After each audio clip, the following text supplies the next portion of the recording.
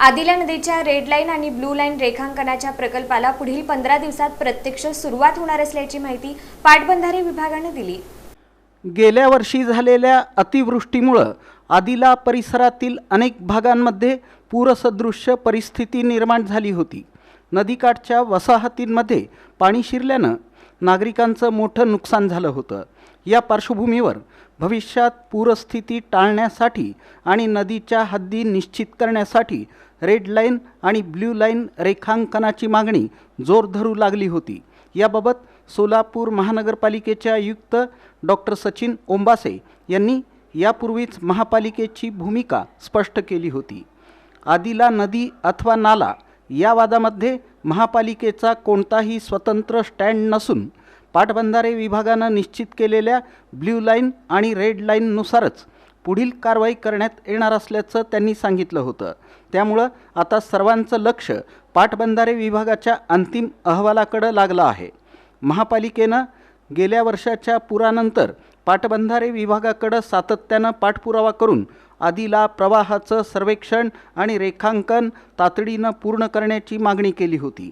त्यानुसार पाटबंधारे विभागानेही हा विषय गांभीर्याने घेत युद्धपातळीवर काम सुरू केलं आहे। आदिला नदी परिसराचा सविस्तर सर्वे पूर्ण झाला असून प्रकल्पाचं काम अंतिम टप्प्यात पोहोचलं आहे। पाटबंधारे विभागाच्या अधिकाऱ्यांनी दिलेल्या माहितीनुसार या प्रकल्पासंदर्भात लवकरच IIT मुंबईच्या तज्ज्ञांसोबत महत्त्वाची बैठक होणार आहे। या बैठकीत सर्वेक्षणातून प्राप्त झालेली माहिती, नदीपात्राची स्थिती, पूरप्रवाहाची क्षमता तसंच तांत्रिक बाबींची पडताळणी केली जाणार आहे।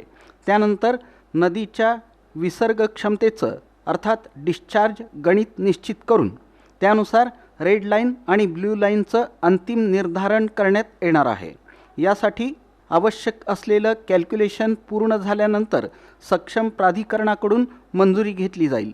मंजुरी मिळाल्यानंतर प्रत्यक्ष क्षेत्रावर मार्किंगची प्रक्रिया सुरू होणार असून नदीपात्र, पूररेषा आणि संरक्षित क्षेत्रांची स्पष्ट सीमा निश्चित केली जाणार आहे। सध्या या संपूर्ण प्रक्रियेतील बहुतांश काम पूर्ण झालं असून केवळ अंतिम तांत्रिक मंजुरी आणि पडताळणी शिल्लक आहे।